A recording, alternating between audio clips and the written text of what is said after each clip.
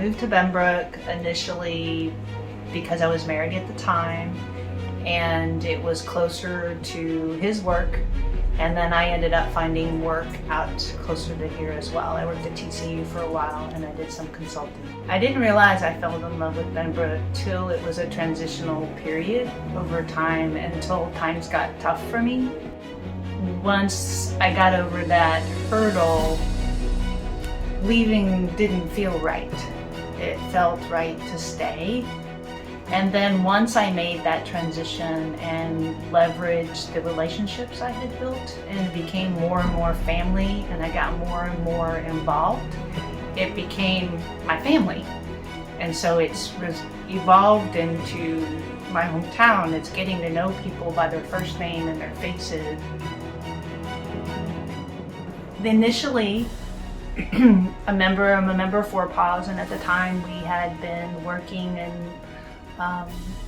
for a new animal shelter, and had been on the books, and we had another member of Four Paws that was on city council, and he came back one time and said that the city council had not approved any money for the building of the animal shelter, because again, it was the same time as all the 377 stuff going on.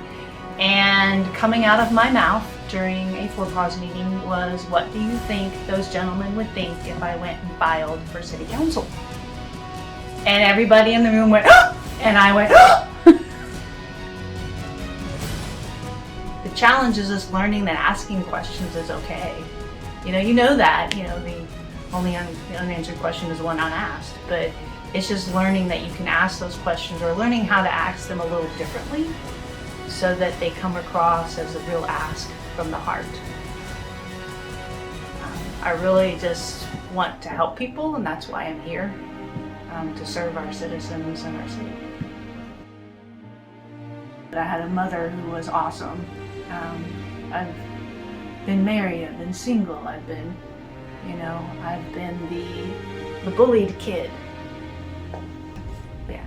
Well, if what I came to realize, if that was that bad, then I wouldn't be where I'm at. I wouldn't gone through what I've done. I wouldn't be here. As bad as I thought I was sometimes, that I'm not. I have a purpose, and part of being on council is serving that purpose, is to serve people. I'm here to help, truly, with my talents and my ability to solve problems and numbers and hopefully healthy some stuff. I may not always have the right answer. I don't have the correct way, but I'm here. I've stepped up and stepped in.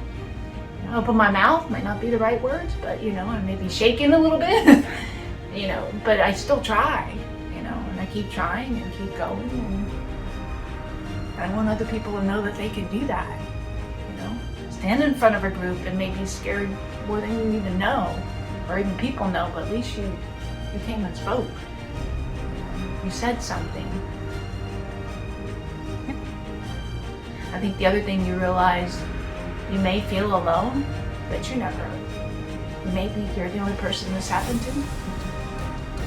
Be surprised. So I've been on council going on 7 years now, and our mayor has been in place now 16 years. So it's always been knowing that he would make that transition out.